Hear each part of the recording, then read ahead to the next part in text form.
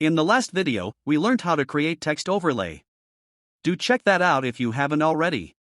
Now, in this video we will discuss one of the most important thing, which is your sources.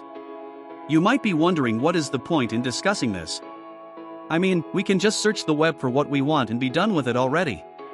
Well, I give you 3 reasons not to do that.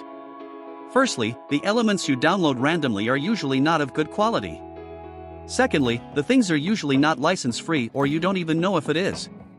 Although education-wise this point is sometimes considered an exception. It is always in good practice to avoid it. And lastly, finding the desired image with random sources can be sometimes tricky and time-consuming. Researching for the best sources is very important here. I will give you a heads up by providing some of the best and common sources. So let's dive straight in.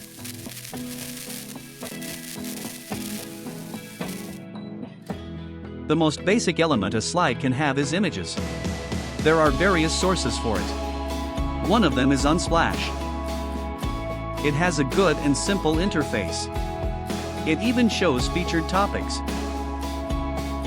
Now, for videos you may head on to pexels.com or pixabay.com. They even include images.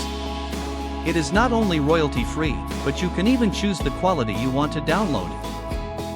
Besides all these sources, we even have stock elements which can be directly inserted from PowerPoint. For now you can begin with these sources. I may also give other links as we move ahead with this playlist. Let me know in the comments what are the sources you use. Since you are still watching, I will tell you that I have added an Easter egg in this video for an upcoming tutorial. Yes, this effect was created by PowerPoint, which I will be showing you how to do in a later session. That's it for this video. Stay tuned in by subscribing.